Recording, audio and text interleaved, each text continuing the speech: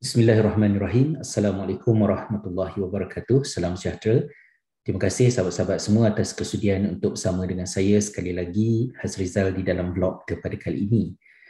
Bagaimanakah kita mencari keseimbangan di antara persoalan adab di antara pelajar dengan guru mendepani salah laku yang dilakukan oleh guru ataupun pentadbiran pihak sekolah, supaya persoalan adab ini tidak menjadi sebab untuk para pelajar menuntut hak mereka mendapatkan pembelaan atau mencegah daripada salah laku itu terus berleluasa, dengan persoalan para pelajar hilang adab dan hilang rasa hormat mereka terhadap guru sebagai sesuatu yang selalu ditekankan dalam budaya masyarakat kita.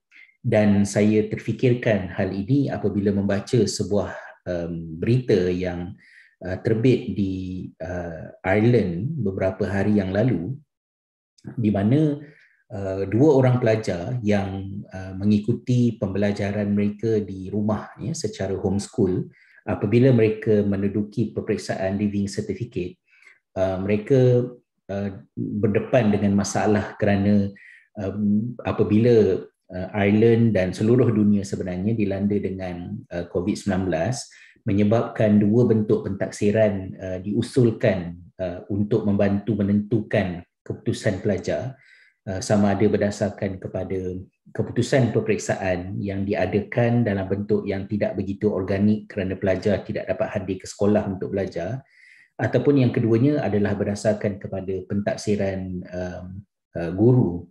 Dan apabila kes ini dibawa ke mahkamah, Supreme Court di Ireland telah membuat keputusan mengatakan bahawa para pelajar yang menerima pendidikan di rumah mempunyai hak yang sama dengan para pelajar yang mengikuti pembelajaran di sekolah. Bukanlah soal Living Certificate itu yang ingin saya berikan perhatian, tetapi apa yang lebih menarik adalah dari sudut tindakan yang dibuat oleh para pelajar itu untuk mendakwa pihak Kementerian Pendidikan bila mana mereka merasakan bahawa mereka tidak menerima layanan yang sepatutnya berdasarkan kepada undang-undang, dan Supreme Court telah berpihak kepada para pelajar, ya, dan ini merupakan satu dimensi segar untuk kita berikan perhatian.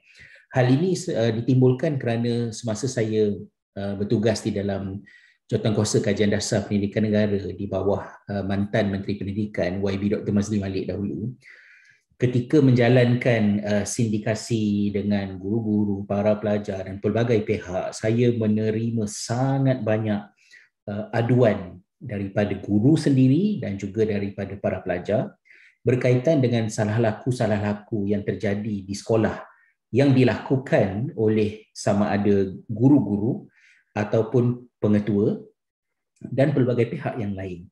Selalunya bila kita fikir sekolah dengan masalah disiplin, kita akan fikir masalah disiplin pelajar. Tetapi bagaimana kalau masalah itu terjadi di kalangan para guru? Contohnya guru tidak masuk kelas. Tidak masuk kelas bukan sekali-sekala kerana mesyuarat ke apa ke, tapi tidak datang ke kelas. Ataupun ada di kalangan guru yang mengambil tindakan untuk mengutip duit daripada pelajar bagi membeli buku tertentu ke, ada menjual sesuatu di sekolah, kemudian duit itu hilang, ya, dengan alasan kereta kena pecah, orang curi ke apa ke, dan para pelajar tak pasti macam mana nak buat, ya, mereka terperangkap di antara rasa hormat dengan cikgu dan tergamam takkanlah duit yang diberikan itu oleh kerana dia telah dicuri, maka kita kena terima keadaan ini, dan betulkah ianya telah dicuri. Jadi hal ini menimbulkan banyak kesulitan kerana di dalam budaya kita selalu timbulkan tentang persoalan adab, ya, maknanya kalau sekiranya pelajar mengkritik apa yang dilakukan oleh guru dan dilakukan oleh pihak sekolah, ianya akan membawa kepada pelajar itu untuk dilabel sebagai pelajar yang tidak hormat kepada guru. Dan kalau mereka tidak dilabel sekalipun, persoalan yang lebih pentingnya ialah jika ada salah laku yang seperti itu, kepada siapakah aduan tersebut hendak dilakukan. Dan ini menyebabkan salah laku yang terjadi dilakukan oleh pengetua sekolah, oleh para guru, tidak mendapat perhatian untuk ditangani dalam bentuk yang sebaik mungkin. Lebih sedih kalau sekiranya aduan dilakukan tetapi apa yang diterima adalah orang kata apa, lip service lah daripada pihak-pihak atasan yang mengatakan bahawa kami mengambil maklum akan kejadian ini, ianya telah disiasat, guru berkenaan telah dikenakan tindakan ataupun masalah ini telah diselesaikan, tapi tindakan apa, siapa yang melakukannya, apa yang terjadi, kita tidak tahu, dan ini adalah merupakan perkara yang membarah ya, di dalam masyarakat. Persoalan adab sering diguna pakai untuk mendiamkan sesiapa sahaja yang cuba untuk mempertikaikan. Kita tidak nafikan terlalu ramai guru yang, bukan terlalu ya, sangat ramai guru yang positif, yang baik, yang melaksanakan tugas mereka dengan bersungguh-sungguh, dengan sepenuh hati, dan kita amat menghargainya. Tapi kita tidak boleh menafikan bahawa di celah-celah itu ada guru-guru yang melakukan kesalahan yang mencederakan bukan sahaja masa depan pelajar, itu yang besarnya, malah ada yang mencederakan fizikal ya, dengan sengaja mengaibkan para pelajar, melakukan penderaan mental ya, dengan memilih pelajar tertentu untuk sentiasa diaibkan di dalam kelas. Sangat banyak kes yang saya terima sampai kepada tahap saya kata tukarkanlah anak tu daripada sekolah demi keselamatan. Itulah cara yang lebih selamat, kerana ibu bapa ada hak dan mampu untuk bertindak itu. Tapi kalau nak buat laporan, pelajar guru tersebut nak dikenakan tindakan ke apa ke, susah. Lagi sedih kalau guru itu dipindahkan daripada sekolah berkenaan ke sekolah lain, ia tidak menyelesaikan masalah tetapi memindahkan masalah itu kepada sekolah baru dan mendedahkan pelajar-pelajar yang lain pula kepada isu yang sama.